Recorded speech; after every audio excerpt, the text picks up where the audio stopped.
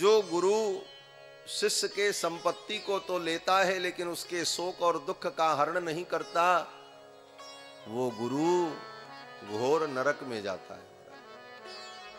सो गुरु घोर नरक मह परई, हरई शिष्य धन शोक न हरई। जो शिष्य के धन का तो हरण करता है लेकिन शोक का हरण नहीं करता, उन्हें भगवान के चरणों तक नहीं पहुंचाता, बोले वो गुरु भी नरक में चला जाता। सो गुरु घोर नरक मह परई। तो गुरु का गुरुत्व तो यही है जो शिष्य को भी भगवान से मिला दे, इसीलिए गुरु की आवश्यकता है। गुरु गोविंद दो खड़े काके लागू पाए, बलिहारी गुरु आपने जिन गोविंद दियो बताए। बलिहारी गुरु की तब है जो गोविंद से प्रेम करा दे, और गुरु को पाकर के गोविंद से प्रेम नहीं हुआ, दुनिया के प्रपंच में ही बुद्धि लगी रह गई, तो गुरु की प्राप्ति का फल नहीं मिला। और गुरु भी दो प्रकार के होते हैं, एक अनुवृत्ति प्रसन्नाचार्य, एक कृपा मात्रिक प्रसन्नाचार्य। अनुवृत्ति प्रसन्नाचार्य का मतलब होता है ये शिष्य के द्वारा की गई सेवा, शिष्य के द्वारा दिए गए दान वस्त्र आभूषण आदि से प्रसन्न होकर शिष्य पर करुणा करके उन्हें तत्व का उपदेश करें, वो तो अनुवृत्ति प्रसन्नाचार्य है। और कृपा मात्रिक प्रसन्नाचार्य कौन है? बोले शिष्य से किसी भी वस्तु की अपेक्षा न रखकर शिष्य के कल्याण के लिए सदा उपदेश करते रहें, वे गुरु कृपा मात्रिक प्रसन्नाचार्य। सहज उनकी कृपा शिष्य पर बरसती रहे। भगवान शंकर तो परम गुरु है, ज्ञान गुरु से ही मिलता है। इसीलिए शास्त्र ने कहा अगर ज्ञान चाहिए तो भगवान शंकर की आराधना करो। ज्ञान मिच्छेत शंकरात्, ज्ञान चाहिए तो शंकर जी के पास जाओ। और मोक्ष मिच्छेत जनार्दनात्, अगर मोक्ष चाहिए तो भगवान की शरण में आओ। मोक्ष भगवान देंगे, ज्ञान भगवान शंकर देंगे, क्योंकि वो गुरु है। और वही शंकर भगवान जब हनुमान जी के रूप में प्रकट होते हैं तब भी गुरु ही रहते हैं। जय जय जय हनुमान गोसाई, और कृपा करहु गुरुदेव की नाई। ये गुरु तत्व है। गुरु तत्व की कृपा के बिना परमात्म तत्व का अनुभव नहीं होता। भगवान शंकर ने अपने चेला काकभुसुंडी को लिया, चलो बेटा तुमको भी मैं भगवान का दर्शन कराता। काकभुसुंडी जी को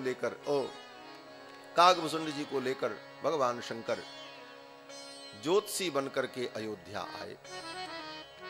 और ज्योतिषी बनकर के जब आए तो अब सीधे महल में तो जा नहीं सकते, अयोध्या की गलियों में घूमने लगे। अवध आज आगमी एक आयो, अवध आज आगमी एक आयो, अवध आज आगमी एक आयो, अवध आज आगमी एक आयो। करतल निरख कहत सब गुण गण, करतल निरख कहत सब गुण गण, बहुतन परिचो पायो, बहुतन परिचो पायो।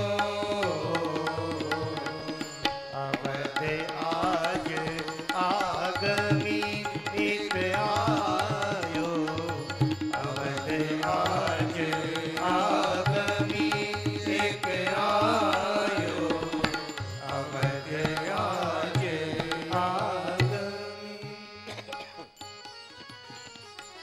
अयोध्या में आज एक ज्योतिषी जी आए, आगमी, आगमी माने ज्योतिषी, और गलियों में घूमने लगे भगवान शंकर,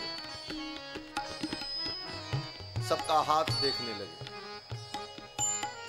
और अयोध्या की गली में घूम घूम करके लोगों का जब हाथ देखकर भगवान शंकर भूत भविष्य बताने लगे, अब तो पूरी अयोध्या में चर्चा फैल गई। एक बड़े अच्छे ज्योतिषी आए, गलियों में घूम रहे हैं, हाथ देखकर भूत भविष्य वर्तमान सब बता देते। अवध आज आगमी एक आयो, करतल निरख कहत सब गुणगन, बहुतन परिचय पायो। हाथ देख करके ही सब बता देते। चर्चा हो गई चारों अयोध्या में चारों तरफ, और जब चर्चा फैल जाती है तो सब तक बात पहुंच जाती है। महल के अंदर ये बात पहुंच गई और महारानी कौशल्या को भी पता चल गया किसी दासी के द्वारा। एक ज्योतिषी आए हैं, बड़े अच्छे हैं, भूत भविष्य सब बता देते। मैया ने दासी को भेजा और कहा जाओ ज्योतिषी जी को ढूंढो और आदर पूर्वक उनको लिवा करके महल में ले आओ। भगवान शंकर यही तो चाहते, महल से निमंत्रण आवे और मुझे महल में बुलाया जाए और मैं महल में चल करके रघुनाथ जी का दर्शन करूं। कौशल्या जी को पता चला तो कौशल्या जी ने बुलवाया। बूढ़ो बड़ो प्रमादिक ब्राह्मण, बूढ़ो बड़ो प्रमाणिक ब्राह्मण, शंकर नाम सुहायो, शंकर नाम सुहायो। संग सुशीस सुनत कौशल्या, संग सुशीस सुनत कौशल्या, भीतर भवन बुलायो, भीतर भवन बुलायो। अवध आज आगमी एक आयो, अवध आज आगमी एक आयो, अवध आज आगमी। मां कौशल्या ने बुलवाया। संग सुशिष्य सुनत कौशल्या, तुरत ही भवन बुलायो, भवन में बुलाए। भगवान शंकर अपने शिष्य को लेकर महल में पधारे।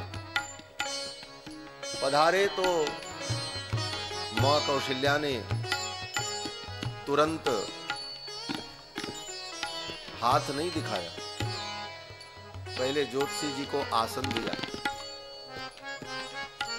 फिर पूजन किया, भोजन कराया, वस्त्र भेंट किया, और जब सम्मान की ये प्रक्रिया पूरी हो गई तब मैया ने कहा अब मेरे लाला का हाथ देख करके कुछ भूत भविष्य बताओ।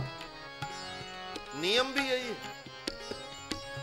किसी ज्योतिषी से, किसी विद्वान से कुछ विचार करवाना हो तो पहले उसका समादर करो, उसका पूजन करो, कुछ खिलाओ पिलाओ, दक्षिणा वस्त्र भेंट करो, चरणों में प्रणाम करो, तब वो आशीर्वाद देते हुए जो कुछ कहेंगे बताएंगे वो कल्याणकारक हो।